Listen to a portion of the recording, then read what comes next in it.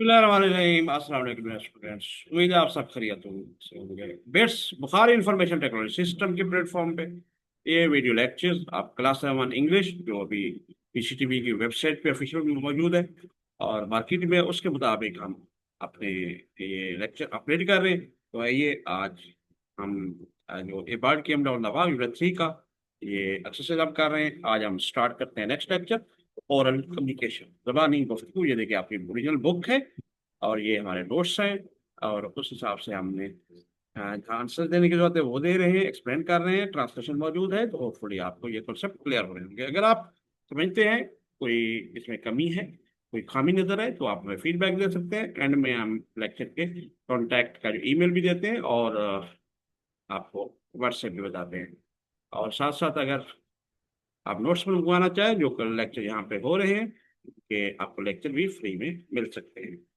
तो हमारी हौसला अफजाई आप लोग करते रहा करें, आप हमारे यूट्यूब चैनल को सब्सक्राइब कर दें ताकि हमें पता लगता रहे कि ज़्यादा से ज़्यादा जिससे हमारे यूट्यूब के लर्नर हैं, सब्सक्राइबर हैं, वो आ रहे हैं, जिससे हमारी टीम बहुत सारी मिलती है और हम आपको मजीद बेहतर अंदाज में आइंदा भी ये लेक्चर आपको डिलीवर करते रहेंगे। तो आइए स्टार्ट करते हैं जी। ओरल कम्युनिकेशन, जैसे कि आपको पता है, पहले भी आप पिछले यूनिट्स में काफ़ी क्लास में समझ चुके हैं कि एक ज़बानी गुफ्तगू किस तरह करते हैं। कम्युनिकेशन एक बहुत अहम जरिया है। आगे चलकर जब आप प्रोफेशनल लाइफ में जाते हैं तो इसकी बहुत ज़्यादा अहमियत है। तो अभी से आप में ये बातचीत करना, सवाल करना, क्वेश्चन करना और फिर किस तरह इसको प्रॉपर प्रोफेशनल वे से आपने फॉर्मल वे में किस तरह टॉक करनी है, तो इससे आप बहुत कुछ सीख सकते हैं।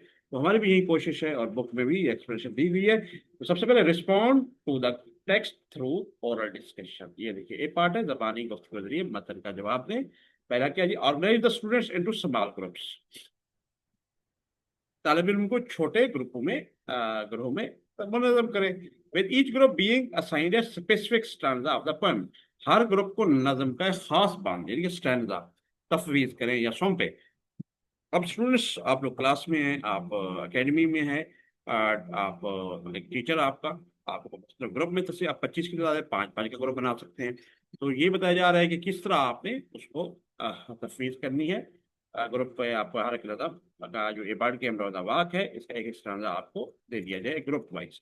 फिर ग्रुप ऑर्गेनाइजेशन, आप ग्रुप की ऑर्गेनाइजेशन किस तरह करनी है, तो इसका ये बताया गया है कि ये देखें जी, आंसर हमने दिया है। Divide the class into small groups 3 या 5, 3 to 5 स्टूडेंट पर ग्रुप। 3 से 5 होने चाहिए क्लास का छोटा ग्रुप में, फी ग्रुप 3 से 5 तालिब इल्म होने चाहिए। तो ये आसानी रहेगी। Assign one specific stanza of the poem to each group. हर ग्रुप को नज़म का एक मखसूस बांध तफवीज करें। ये हमारा एक तजवीज़ है, एक आंसर समझ लें जो बताया गया है, तो उसको आप इस तरह कर सकते हैं। नेक्स्ट ही क्या है जी, आप देख लेते हैं। Appoint a group leader to guide the discussion and a note maker to record key point, discuss the assigned stanza, answer the following questions. ठीक है, अब एक ग्रुप लीडर होते हैं जो सबको लीड कर रहा होता है, उन 3 में 5 में से एक ग्रुप लीडर होगा। फिर एक नोट मेकर होगा, नोट नोट करेगा, जो आप डिस्कस करेंगे तो वो अपने नोट्स लेता जाएगा। तो इस पे बात हो रही है बहस की रहनुमाई के लिए एक ग्रुप लीडर मुकर्रर करें, अहम नुकात को रिकॉर्ड रिकॉर्ड करने के लिए एक नोट लेने वाला मुकर्रर करें, तफवीज करदा बांध पर बहस करें और मुतअद्दिद सवालात के जवाब। तो जी सवालात के जवाब कौन कौन से हैं, आइए पहला क्वेश्चन है तो हमने जवाब भी देने हैं और आपको देंगे आगे। अच्छा, सबसे पहले तो हमने ये देखना है, इसका भी देखना, roles within group, group के अंदर अंदर किरदार क्या हो। Assign the role of group leader to one student. ने कहा ग्रुप में एक ग्रुप लीडर का किरदार तफवीज करें, ये हमने बता दिया है। इसको फिर तो रिपीट कर रहे हैं। रिस्पॉन्सिबल फॉर गाइडिंग द, इसका काम क्या होगा, responsible for guiding the discussion and keeping it on the topic. बहस की रहनुमाई उसे मौजू पर रखने के लिए जिम्मेदारी दी जा सकती है। ये लीडर का मेन काम होता है, उसे रहनुमाई करना, जहां मौजू से हट रहे हो तो उसे फिर टू द पॉइंट उसमें हर मेंबर को वापस लाना। Assign the role of note taker to another student. Note लेने वाला किरदार किसी दूसरे तालिब इल्म को तफवीज करे। ठीक है जी। अब रिस्पॉन्सिबल फॉर क्या होगा, नोट लेने वाला किसी और तालिब को दे दे। रिस्पॉन्सिबल फॉर, इसका इसका क्या काम होगा, रिस्पॉन्सिबल फॉर रिकॉर्ड रिकॉर्डिंग की नोट की points from the discussion.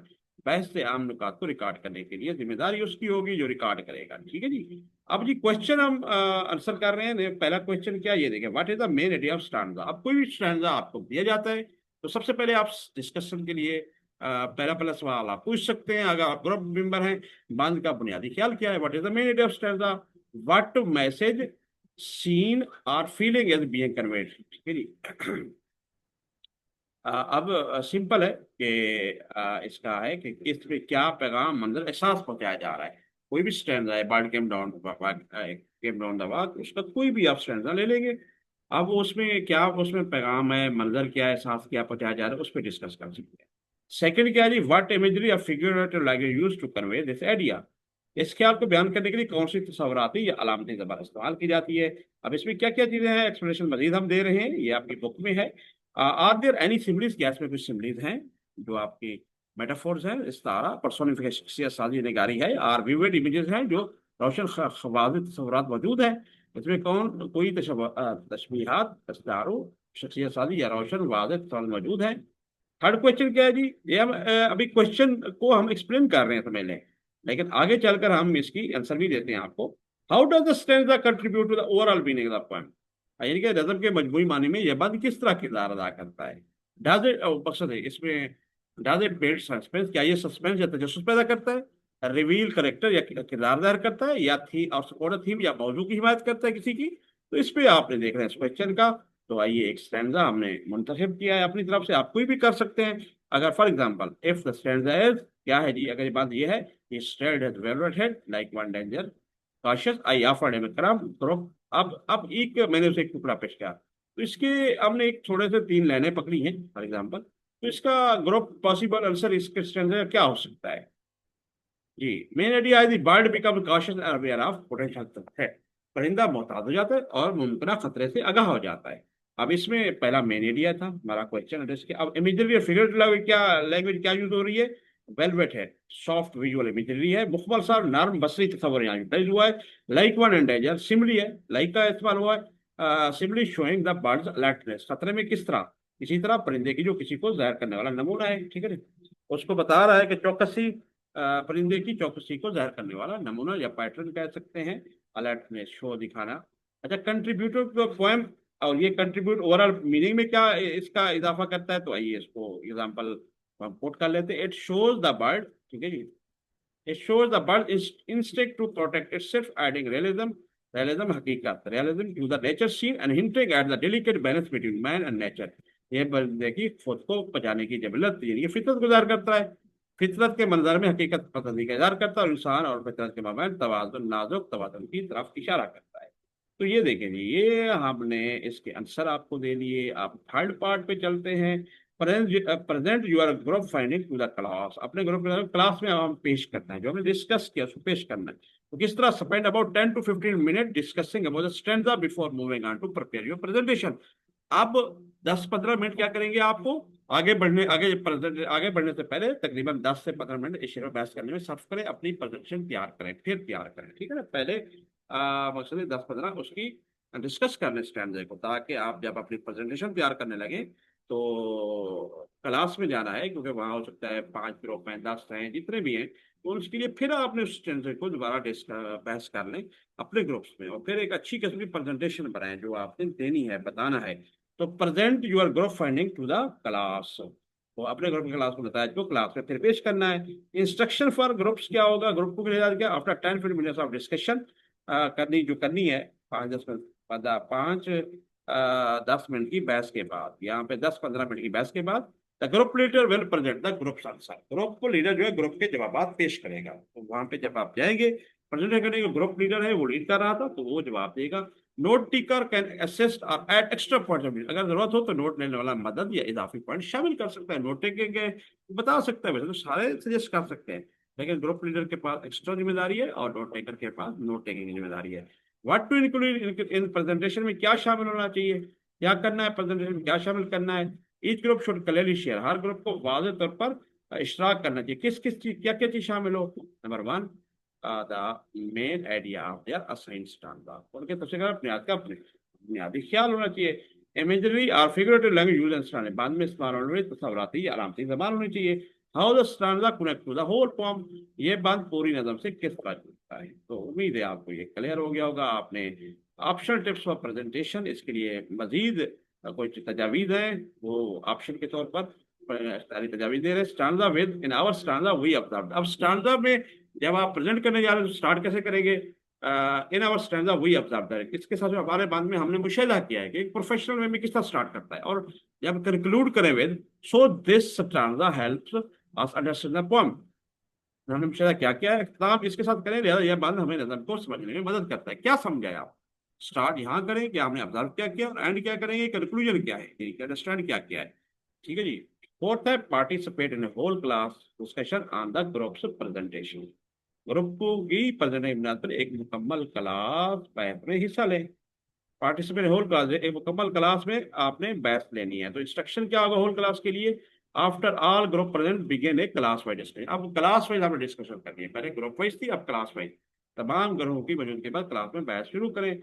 The teacher will guide this by asking open ended question, like साथ खुले सवाल को उसके रहनुमाई करेगा, जिनका बस उस्ताद ही रीड करेगा, टीम लीड तो ग्रुप तक थे, अब उस्ताद का काम है पूरी क्लास को मैनेज करना, वो रहनुमाई करेगा। जैसे what similarity do you notice between different stand, आपने मुख्तलिफ बंदों में क्या मवासलत देखी, क्या आपस में मिलती जुलती चीजें हैं। How did the birds behaviour change from stand, परिंदे का बांध से बांध तक कैसे तब्दील हो बदल गया। व्हाट मूड और tone dead each standard country, Burhan बांध ने किस मिजाज और या लहजे में किरदार अदा किया। व्हाट मैसेज और theme does the poet convey overall, शायर मजमूई तौर पर क्या पैगाम या मौजूद पेश करता है। तो ये सारे सवाल एक टीचर स्टार्ट कर सकता है, तो इससे भी के लिए आपको आसानी हो जाएगी।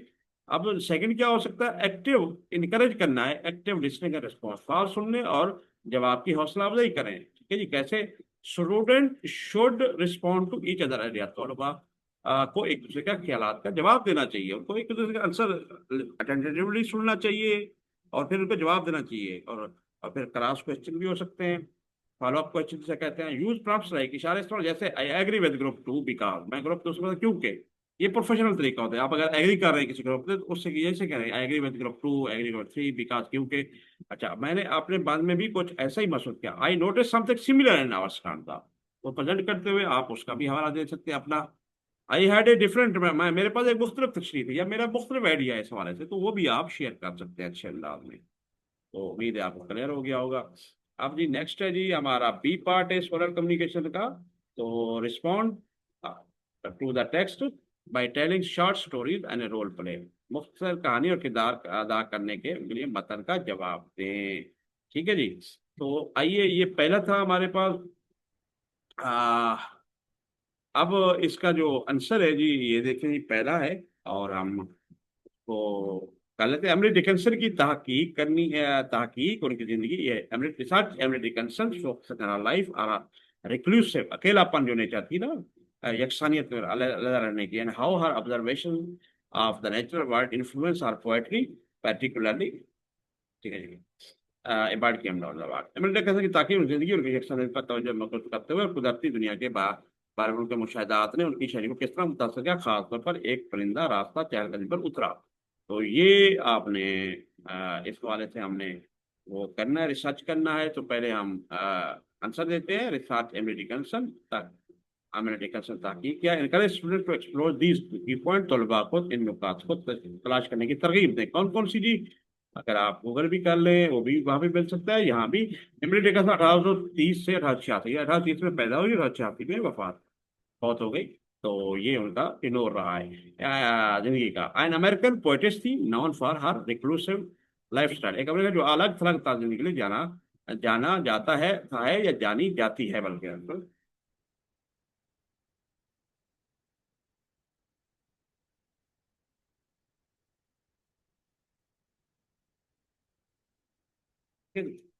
जानी जाती है बल्कि आप कहेंगे, क्योंकि यहाँ पे थोड़ी मिस्टेक हो सकती है, वही हम करेक्ट कर देते हैं, क्योंकि नोट्स में ह्यूमन एरर हो सकता है, गलती है, आप इंसान नहीं करते रहा करें।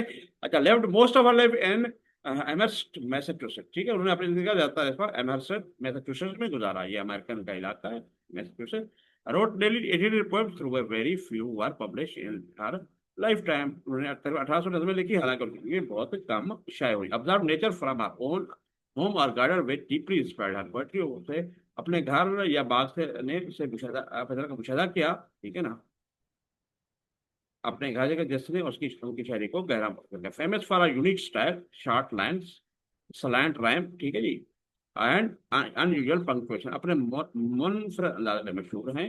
उसने लाइनें लचकदार, सलैंट राइम, राइम लचकदार मुख्तलिफ लाइनें थी, और सलैंट लचकदार राइम यानी कि राइमिंग थी, एंड अनयूजुअल गैर मामूली निशानात या रमज़ अताफ कह सकते हैं। तो आइए नेक्स्ट क्या है जी, focus on her isolation and love for nature influenced poems like A Bird Came Down the Walk, where she carefully described a bird's quiet, cautious behavior just as she would have seen from her window or garden path.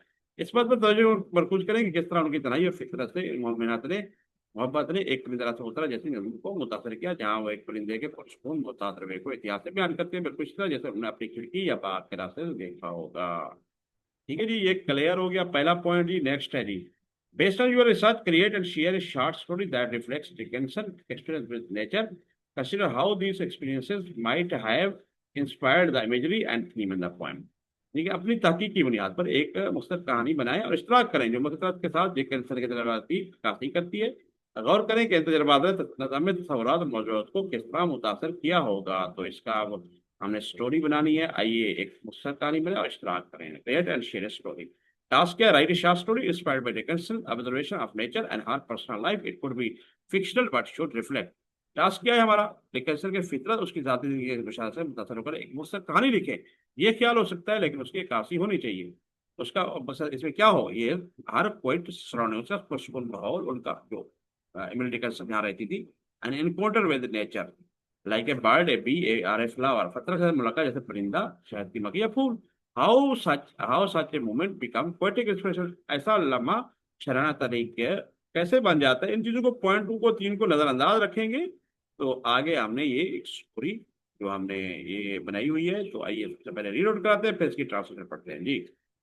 Emily sat by her window on a quiet spring morning. A little brown bird hopped into her garden. She watched silently as it pecked at the grass, paused, and looked around cautiously. She didn't move a muscle, afraid it would fly away. The bird seemed to sense something, a human watching. But she wasn't just watching. She was capturing the moment in her heart, one that would later become a poem. जी Emily जो Dickinson थी, Emily मतलब बाहर की एक पुरसुकून सुबह में अपनी खिड़की पर बैठी थी। एक छोटा सा भंवरा कह लें, पूरा परिंदा बल्कि उसके बाग में दाखिल हुआ। वो खामोश घास को छूते हुए देखती रही, रुक गई और मोहताज अंदाज में चारों तरफ देखने लगी। उसने पट्टू की हरकत नहीं दी। परिंदे ने खौफ है कि ये उड़ जाएगा ऐसा लगता, यानी कि परिंदे नहीं बल्कि उन्होंने बिल्कुल सीधी बैठी नहीं।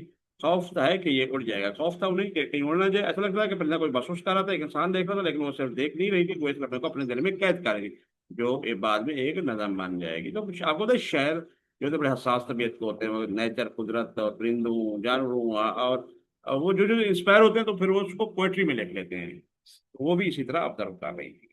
आपका जी थर्ड आया जी, परफॉर्म। देखिए, परफॉर्म की movements from Dickinson life are seen inspired by poem using the use the following prompts, यानी कि डिकिंसन की जिंदगी के अहम लम्हात नजर से मुतासर मनाजर पेश करें, मदद इशारे इस्तेमाल करें। प्रॉम्प्ट्स कौन कौन से हैं, तो आइए पहले प्रॉम्प्ट्स को देख लेते हैं। Number one, enact scene where Dickinson observe a bird in her garden, एक मंजर पेश करें जहाँ डिकिंसन अपने बाग में एक परिंदे का मुशाहिदा करता है, नहीं है बल्कि करती है, जो फीमेल है तो हम इसको करती है कर देंगे। ठीक है जी, ये देखिए जी करती है। ठीक है, तो इसी तरह Dickinson observe the bird in her garden, Dickinson अपने बाग में एक परिंदे का मुशाहिदा किया। सीन वन है जी। करेक्टर क्या क्या है तो हमने ये देखना है, क्योंकि हमने इस हिसाब से लेके चलना है। करेक्टर है जी इमली। ठीक है, इमली द बर्ड कैन बी मिम्ड, नहीं मिम्ड माना मीम किया जा सकता है या उसे नकल की जा सकती है। Optionally her sister Lavinia. तो हमने अब अपनी तरफ जो किरदार हैं वो एमली हो सकता है, परिंदा हो सकता है जिसकी हम मिमिक कर सकते हैं, उसकी नकल परिंदे नुमा हो सकती है, और उसकी बहन एक लवीना। और शो इमली सैलेंटली वॉच द पार्ट, परिंदे को देखते हुए दिखाएं। तो ये आप एक ड्रामा करेक्टर बिल्ड कर रहे हैं या उसकी डिपेक्शन के लिए।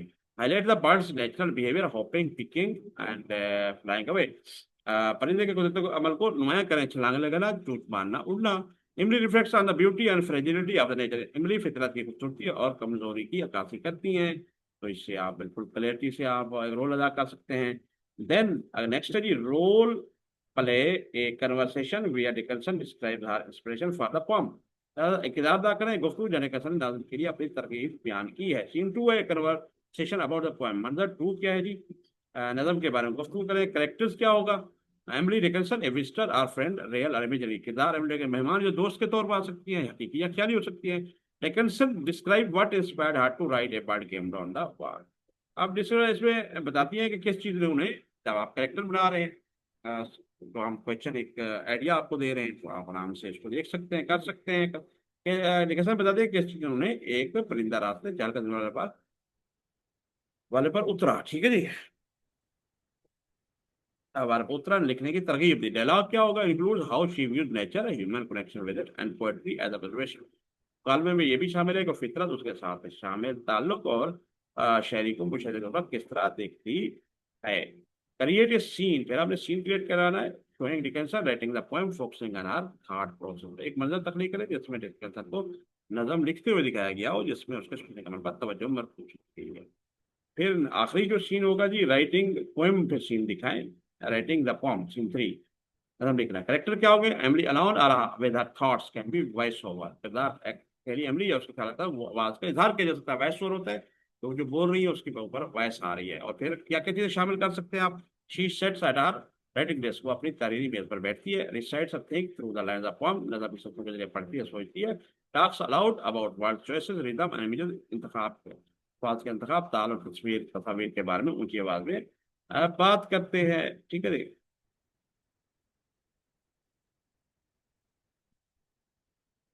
करती हैं, ठीक है जी। एम्फासिस हर क्रिएटिव प्रोसेस, केयरफुल क्वाइट, उनके तख्लीकी अमल पर जोर दें। हर, ठीक है ना, मोहतात खामोश दनिस्ता, डिलिबरेट यानी कि खुद से। कारकर्दगी की तजावीज़ क्या होंगी? परफॉर्मिंग टिप्स क्या होंगी? तो ये देख लें। यूज मिनिमल प्रॉप्स, कम से कम प्रॉप, कुर्सी, कागज, पंख, बाग का पस मंजर, यानी कि ये प्रॉप्स कहलाते हैं। ठीक है जी, इनका कम से कम इस्तेमाल करें। वो कहते हैं और कीप द सीन शॉर्ट, 1 से 2 मिनट, मनाजिर को मुख्तसर रखें, 1 या 2 minute. encourage in expression and tone to reflect Emily's quiet, thoughtful personality। इमली की खामोश फिक्रमंद शख्सियत की अक्कासी करने के लिए इजहार और लहजे की हौसला अफजाई करें। तो ये जी हमने देख लिया। अब नेक्स्ट की आखिरी पार्ट हमारा आज इस लेक्चर का भी है और इस यूनिट का भी है, रेटिंग स्किल्स है कि आप लिखने की महारतें किस तरह हासिल करनी है। तो एक और पहला है खुलासा, समरी रेटिंग, खुलासा तारीफ किस तरह करना है। आइए इसको रीड आउट करते जाते हैं। ए बिल्कुल लिखा हुआ है, उसकी पहले लिखते हैं, फिर इनके आंसर भी देंगे जहाँ जरूरत होगी।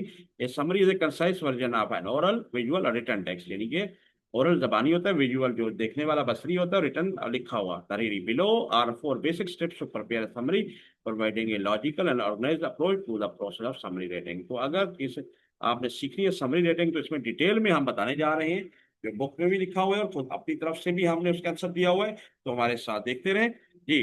खुलासा जबानी, बसरी या तारीरी मतन का एक मुख्तसर वर्जन है। खुलासा तैयार करने के लिए जेल में चार चार बुनियादी इकदाम हैं। खुलासा लिखने के अमल के लिए एक मुंतकी और मुनज़्ज़म नुक्तानामा फराहम करते हैं।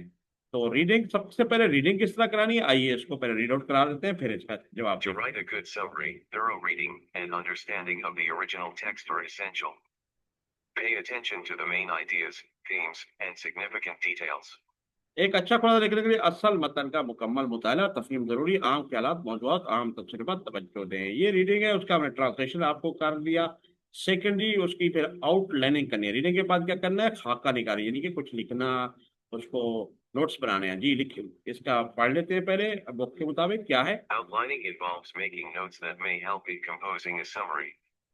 Focus on noting the author's purpose, the main topic sentence, key supporting details, and the central idea of the text.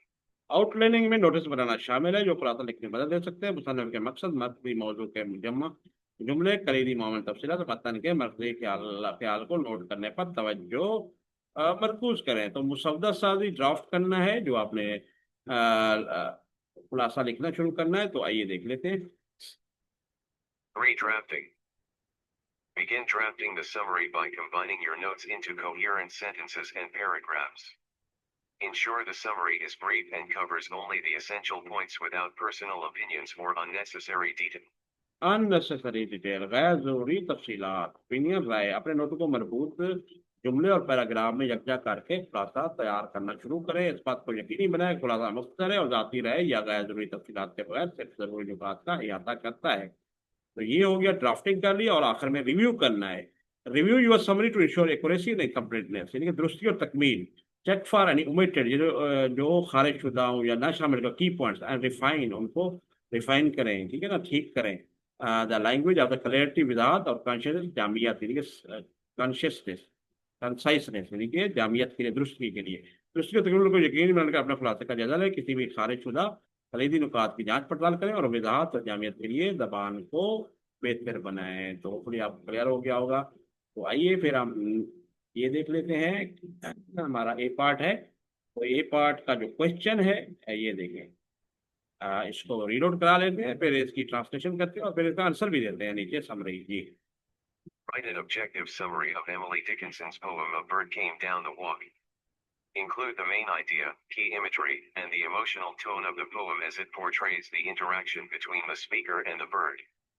Focus on conveying the essence of the poem without including personal opinions or interpretations. Eminent एक नजम, एक परिंदा रास्ते चार का दिमाग उतरा का मकसद खुलासा लिखे, नजम के मकसद ख्याल कलेजी सुराग और जज्बाती लहजे को शामिल करें, क्योंकि ये बोलने वाला शहरा और परिंदा के दरबान मबाइन तामुल की इक्कासी करता है। ज़ाती राय या तशरीहात को शामिल किए बगैर नजम के मकसद को बयान करने पर तवज्जो मरकूज करें। जो ठीक है जी, आइए जी, हमने जो ऑब्जेक्टिव समरी बा मकसद खुलासा है वो लिखा है, आइए इसको पहले रीड आउट करा दें। Emily Dickinson's poem A Bird Came Down the Walk describes a quiet, close observation of a bird as it moves along a garden path. The bird is portrayed engaging in natural behaviors, eating a worm, drinking dew, and cautiously looking around. When the speaker offers it a crumb, the bird does not accept but instead flies away smoothly and gracefully.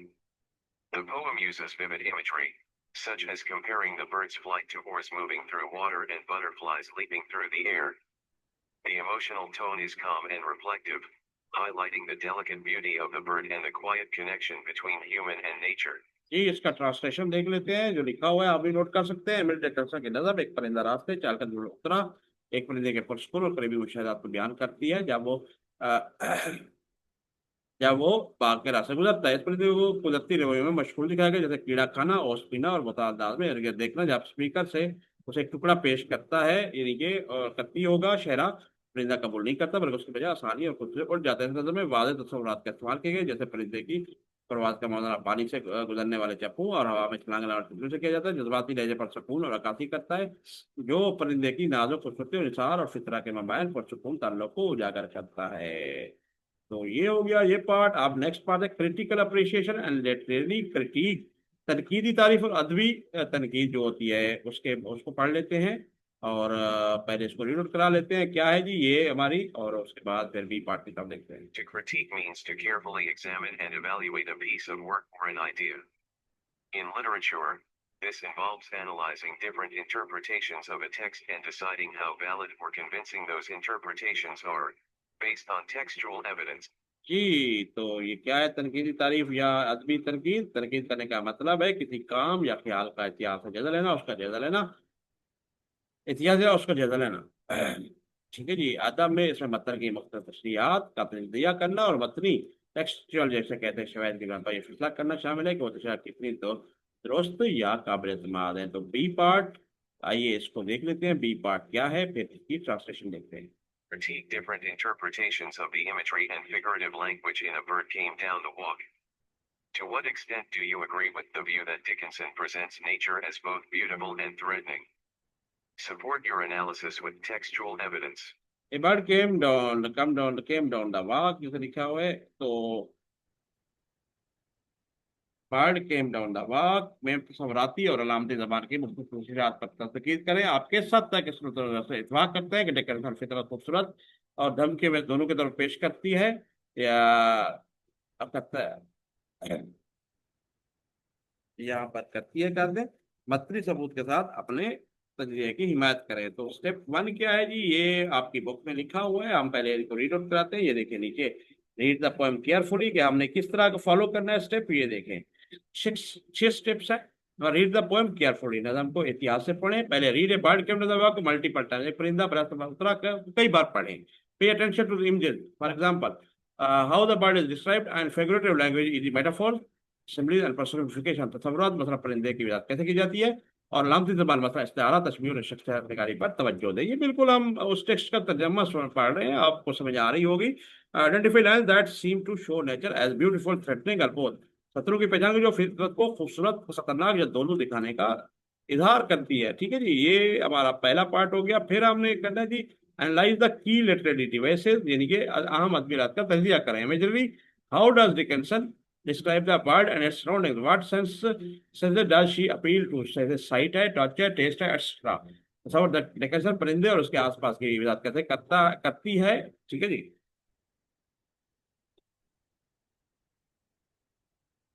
वो किसी एहसास को पसंद करती है, नजर नजर छूना, जायका वगैरह।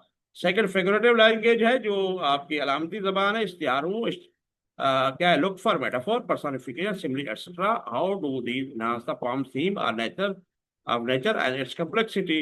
इश्तिहारों शख्सियत साजी तशबीह वगैरह की तलाश करें, ये नाज़म के मौजूद फितरत और उसकी पेचीदगी किस तरह बढ़ाते हैं। फिर आपने देखना है टोन, ठीक है, थर्ड जो है जो लेटरल डिविजन में consider the tone of the poem easy.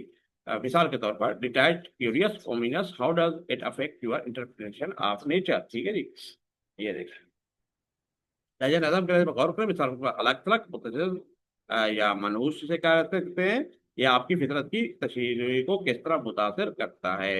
Step three है जी identify the different interpretation. First interpretation क्या है जी, मुख्तलिफ इंटरप्रिटेशन है। तो जो थर्ड पहला इंटरप्रिटेशन क्या होगी, पहली तशरीह। Some readers may see nature as beautiful focusing on the gentle description. मिसाल के तौर पर बर्ड डेलिकेट्स मूवमेंट और सॉफ्ट इमेजरी। पहले तो ये कुछ कारिन फितरत को खूबसूरत तलवा देख सकते हैं, नर्म मिजाज पर तवज्जो मरकूज करते हैं। मिसाल के तौर पर परिंदे की नाज़ुक हरकत या नाज़ुक नर्म तस्वर। सेकंड पर इंटरप्रिटेशन क्या होगी, other readers might view nature as threatening, pointing to the bird's raw behavior or its alertness as a sign of danger. दूसरी तस्वीर क्या होगी, दूसरे कारीन खतरे फितरत को खतरे के तौर पर देख सकते हैं। परिंदे के खाम रवैये यानी कि फितरती जैसे कुदरती का या उसकी चौकसी को खतरे की अलामत पर तौर पर इशारा करते हैं। थर्ड इंटरप्रिटेशन होगी, a balanced view might suggest that Dickinson presents nature as both beautiful and threatening, delicate yet instinctively, यानी कि फितरी तौर पर फिरिश हदीद। तीसरी तशरीह ये हो सकती है जी, एक मुतवाज़न नुक्ता नजर बता सकता है कि डिकेंसन फितरत की खूबसूरत खूबसूरत और धमकी हमें दोनों के तरफ पेश करता है, नाजुक लेकिन फितरी तौर पर शदीद है जी। आगे जी चौथा स्टेप है टेक ए पोजीशन। ये देखिए एग्री और disagree with the view that nature is both beautiful and threatening. इस नजरिए से इत्तेफाक करें या इख्तिलाफ करें कि फितरत खूबसूरत और धमकी दोनों है। Think about how much of form supports both views versus one of the other. तो सोचिए कि नजर में कितना ऐसा एक या दूसरे के मुकाबले में दोनों नजरियात की हिमायत करता है। Form a clear opinion based on your analysis of the imagery and figurative language. सवराती और रामदे जबान के अपने तजिए के मतलब एक वादे राय कायम करें। तो ये हो गया फोर्थ स्टेप। फिफ्थ स्टेप है support your opinion with evidence. सबूत के साथ अपनी राय की हिमायत करें।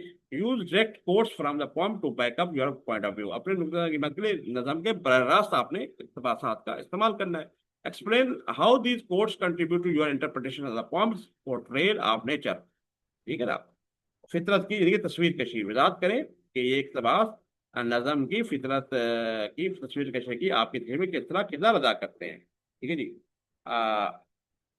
एक्सप्लेन करना है आपने। ठीक है जी, ये फॉर एग्जांपल यहाँ पर पहुंच चुके हैं हम। For example the bird bit an angleworm in halves could be seen as an image of violence which suggests that nature is threatening. However, the delicate image of the bird's velvet head presents nature as beautiful and fragile. मिसाल पर परिंदे ने एक कीड़े को में काट लिया तो तशद्दुद की तस्वीर के तौर पर देखा जा सकता है। जैसे पता चलता है कि फितरत डरा रही है, तमाम परिंदे के मुखबिर सर की नाजुक तस्वीर फितरत को खूबसूरत और नाजुक के तौर पर पेश करती है। तो ये करीब है। अब आखिरी क्या है जी, बी कंक्लूड योर क्रिटिक। अपनी तरह की खत्म अब करनी है। Summarize your finding, what have you concluded about the portrayal of nature in the poem. ठीक है जी, अपने नतायज का खुलासा करें। आपने नज़र में फितरत की तस्वीर के बारे में क्या दरियाफ्त किया है। Reaffirm your position based on the evidence you have analysed. आपने जो सबूत पेश किया उसकी बिना पर अपने मौके की तौसीक करें। तो आइए फिर अगला क्वेश्चन है जी,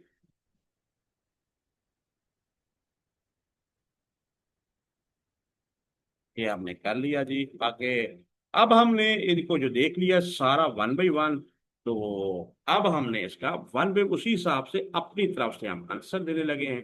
आपको हम रीड आउट कराते जाते हैं, साथ साथ आप उर्दू ट्रांसलेशन भी देखते रहे, बड़े इसके हर स्टेप्स को हमने दोबारा लिखा है, जो हमने पढ़ा है तो समझ कर, और फिर आपने अपनी तरफ एक आंसर दिया है।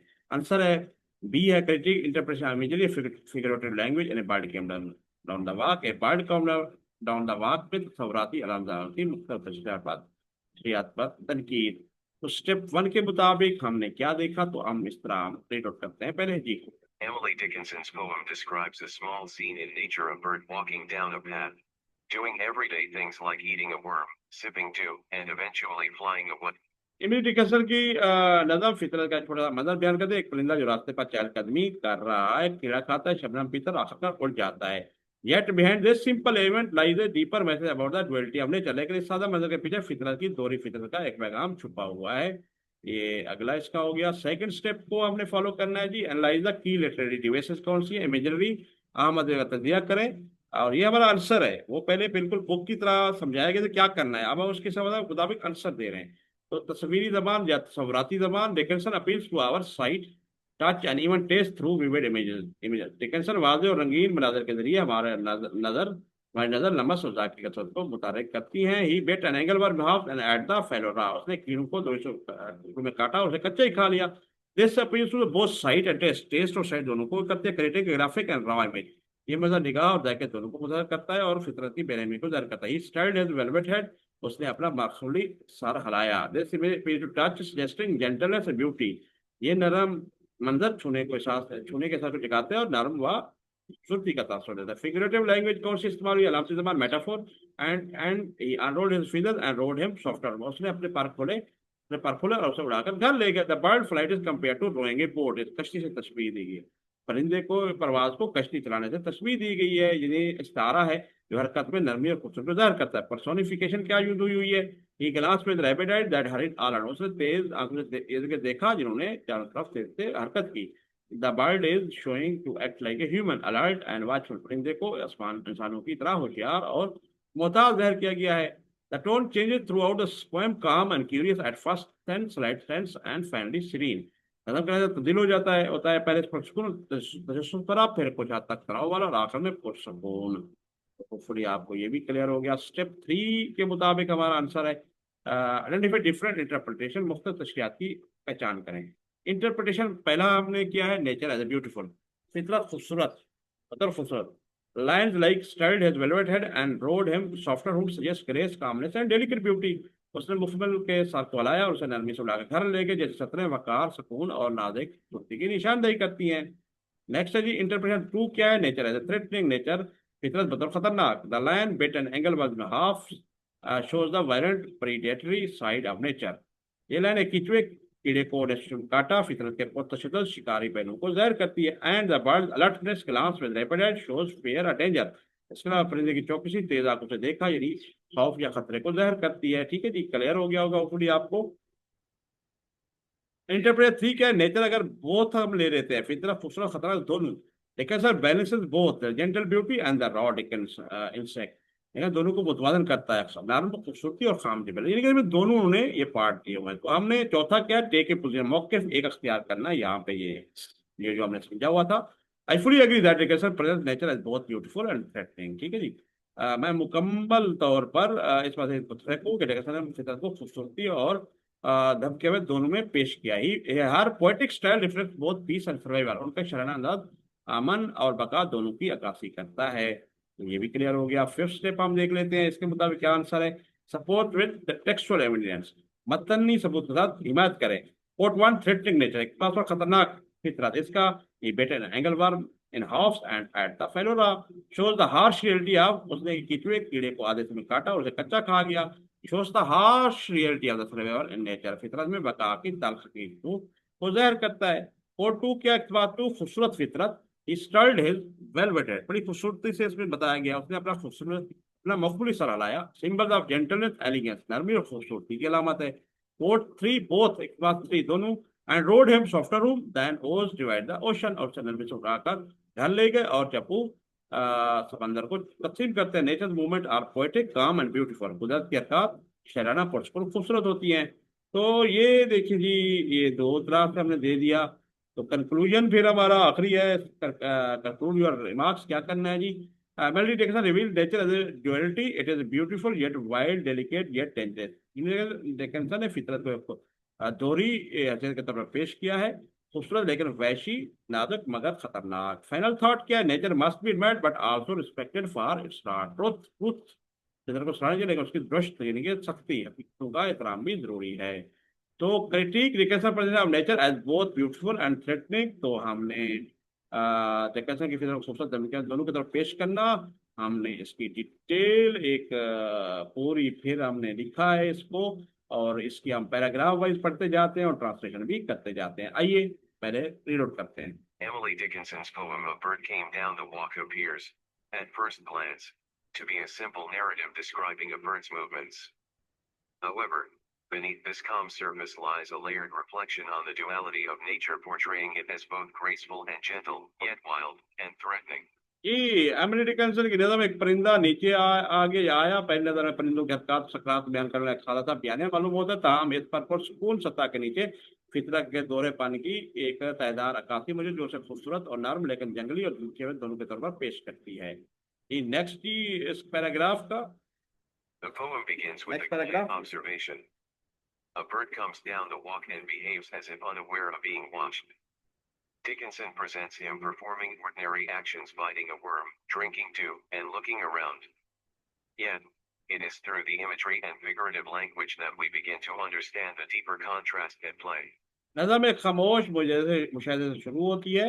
ये इसकी उर्दू ट्रांसलेशन कर रहे हैं हम, आप भी नोट करते जाए। एक परिंदा चहल कर नीचे आता है और ऐसा बर्ताव करता है जैसे वो देखे जाने से बेखबर। डिकिंसन उसे आम अमाल अंजाम देते हुए पेश करती है। ठीक है जी, करता है नहीं क्योंकि हमने मिस्टेक कहीं की हुई है तो हम करेक्ट भी कर रहे हैं।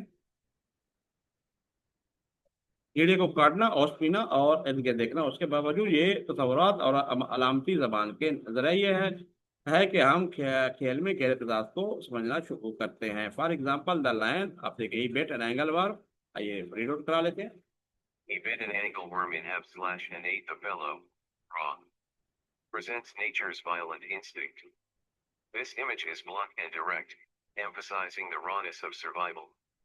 The bird here is not a gentle creature, it is a predator, acting on instinct. Dickinson doesn't soften this action, reminding us that beneath the beauty of nature lies a brutal reality.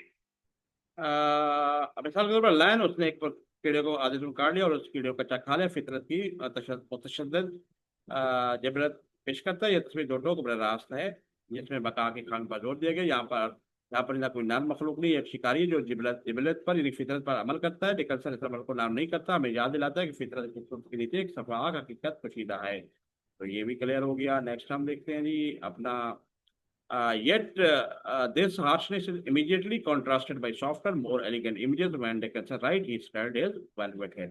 फिर भी इस शक्ति को फौरी तौर पर नर्म, ज्यादा खूबसूरत तस्वीर से मुआवजा किया है। जब डिकिंसन लिखते हैं उसने अपने मुकम्मल के सर को हिला दिया। तो नेक्स्ट फिर हम रीड आउट करा लेते हैं जी। ये चल रहा है पूरा इंस्ट्रक्शन दी गई तो डिटेल में। The word velvet brings a sense of texture, softness, and even royalty, portraying the bird as refined and beautiful. Similarly, in the final stanza, Dickinson describes the bird's flight with a serene metaphor. And wrote him softer homes / than words divide the ocean. This metaphor likens the bird's flight to a boat smoothly gliding across water, graceful, peaceful, and poetic. It shows the gentleness of nature and the elegance of the bird's movement. वो नरमी और लज़्ज़त पैदा करने के लिए छोटे छूने वाले सॉरी ऊपर चले गए, हम वापस आते हैं। तो ये वो नरमी और लज़्ज़त पैदा करने के लिए छूने वाले तस्वीरों का इस्तेमाल करती है। लफ्ज़ मुकम्मल साख नरमी और यहाँ तक के बादशाही फ़ख्र का एहसास लाता है परिंदे को साफ खूबसूरत के तौर पर खूबसूरत तौर पेश करता है। इस तरह आखिरी बात में डिकिंसन ने परिंदे के आवाज़ को पुरसकून इस्तारे के साथ बयान किया, उसे नर्म घर बना दिया और उस समंदर को तकसीम करना चप्पू से भी नर्म कर दिया। ये इस्तारा परिंदे की परवाज़ का मॉडल कशी से करता है जो आसानी से पानी में घूमती है। खूबसूरत पुरअमन और शहराना, ये फितरत की नरमी और परिंदों की हरकत की खूबसूरती को जाहिर करता है। Dickinson also uses personification and tone to show both curiosity and tension in the lines he glanced with rapid eyes that hurried all around. Dickinson तजस्सुस और तनाव दोनों को जाहिर करने और लहजे का भी इस्तेमाल करती हैं। ठीक है जी। इन सत्रों में उसने तेज आंखें देखा जिन्होंने इर्द गिर्द तेजी से देखा। The bird is portrayed as alert and anxious, these lines create a sense of unease as if danger is present or anticipated. The tone here becomes more cautious, adding to the idea that nature, through thought, quite though quite on the surface, can shift into fear and defensiveness at any moment. परिंदे को मोहताज और परेशान के तौर पर पेश किया गया। ये लकीरें बेचैनी का एहसास पैदा करती हैं, जैसे खतरा मौजूद है या वक्त के यहाँ का लहजा ज्यादा मोहताज हो जाता है, जिससे इसके हाल में वादे इजाफा होता है कि फितरत अगरचे सतह पर खामोश है, किसी भी वक्त खौफ और दिफा में तब्दील हो सकती है। Different interpretation of the poem exist, different इसका मुख्तलिफी नजर मुख्तलिफ तशरीहात मौजूद है। कौन सी है, आइए रीड आउट कराते हैं। Some readers view the poem as a celebration of nature's beauty, focusing on the softness of the bird's features, its graceful flight, and Dickinson's admiration of its movements. Others emphasize the threat and tension within the poem, the bird's predatory behavior, its alert eyes, and the sudden shift in tone. नज़म की मुख्तलिफ तशरीह मौजूद है। कुछ car इस नज़म को फितरत की खूबसूरती की जगह में देखते हैं, परिंदे की खूबसूरत की नरमी, उसकी खूबसूरत परवाज़ और डिकेंसन की इसकी हरकत व सकनात की तारीफ पर तवज्जो मरकूज करता है। फिर यहाँ पे कत्ती है। दूसरे लोग नज़म के अंदर खतरे और तनाव पर जोर देते हैं। परिंदे का शिकारी रवैया, उसकी होशियार आंखें और लहजे पर अचानक तब्दीली। तो नेक्स्ट हम देख लेते हैं जी। However the most compelling interpretation lies in the balance Dickinson creates. She does not depict nature as wholly beautiful or entirely threatening. Instead, she persists it as both delicate in appearance but uh, fierce in instinct. This balance reflects nature's complexity, its elegance coexisting with its harsh realities. ठीक है, ताहम सबसे ज्यादा जबरदस्त तशरीह Dickinson के पैदा करता तवाज़ुन में है। वो फितरत को मुकम्मल तौर पर खूबसूरत या मुकम्मल तौर पर धमकी के तौर पर पेश नहीं करती है, उसके बजाय वो उसे दोनों के तौर पर पेश करती है। ज़ाहिरी तौर पर नाजुक लेकिन जबलियत में शदीद, ये तवाज़ुन फितरत की पेचीदगी की अक्कासी करते हैं। खूबसूरती उसकी तारीफ के साथ हम आहंग है। तो अब इसका आखिरी पैराग्राफ रीड आउट कराते हैं जी। In conclusion, Emily Dickinson uses imagery, tone, and figurative language to explore the paradox of nature. Through her poetic observation of a simple bird, she reveals how nature can be at once gentle and violent, peaceful and alert, beautiful and threatening. The poem invites readers not just to admire nature, but to understand and respect its true, multifaceted character. मेरिटी फितर कसीर उलझती Emily. आखिर में Emily Dickinson Fitr के तजाद को तलाश करने के लिए तसव्वुर, लहजा और आलनामती ज़बान का इस्तेमाल करती है। एक सादा परिंदे के अपने शराना बचने के जरिए बताती है कि किस तरह फितरत एक ही वक्त में नरम और पुरअमन और मोहतात खूबसूरत धमकी हो सकती है। ये नज़म कानून को न सिर्फ फितरत की तारीफ करने की दावत देती है, बल्कि उसके हकीकी और कसीर उलझती किरदार को समझने और उसका एहतराम करने की दावत देती है। तो ये हमारा यूनिट कंप्लीट हो गया, आज का लेक्चर भी कंप्लीट हो गया। अगर आप कांटेक्ट करना चाहते हैं bukharibetra@gmail.com, मोबाइल 0320591143, और ये हमारा यूट्यूब चैनल है, कैंडी इसको सब्सक्राइब कर दें ताकि हमारी हौसला अफजाई होती रहे। आप अपने नोट्स मंगवा सकते हैं जो हम ये यहाँ पे आपको लेक्चर दे रहे हैं। तो आज के लिए इतना काफ़ी है। इंशाल्लाह फिर नेक्स्ट लेक्चर के साथ हाजिर होंगे। फी अमानिल्लाह, अस्सलाम वालेकुम।